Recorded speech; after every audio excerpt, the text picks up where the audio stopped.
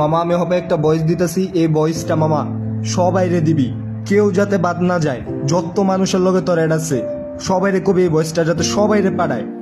শেখ হাসিনা একটা জিনিস যদি খেয়াল করস মামা, খেয়াল করলে দেখবি শেখ হাসিনা কিন্তু জাতিসংঘের কাছে কইছে যে ওই আঙ্গরে রাজাকার কয় নাই, বা ওই আঙ্গ সুরক্ষার লিগা, ছাত্রদের সুরক্ষার লিগা ওই সেনাবাহিনী, বাংলাদেশের ভিতরে সেনাবাহিনী, র্যাব, বিজিবি এগুলা দিছে।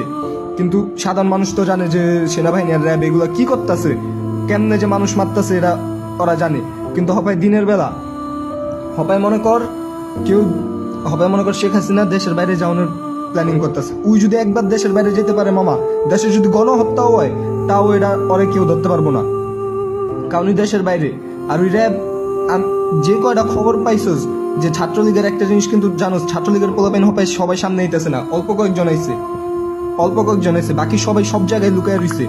আর আজকে গণহত্যা চালাইবো, শেখ হাসিনা দেশের বাইরে যাওয়ানোর লগে লগে গণহত্যা শুরু হইব। সবাইরে জলদি সাবধান হইতে, শেখ হাসিনা যাতে কোনোভাবে দেশের বাইরে যেতে না পারে, জলদি।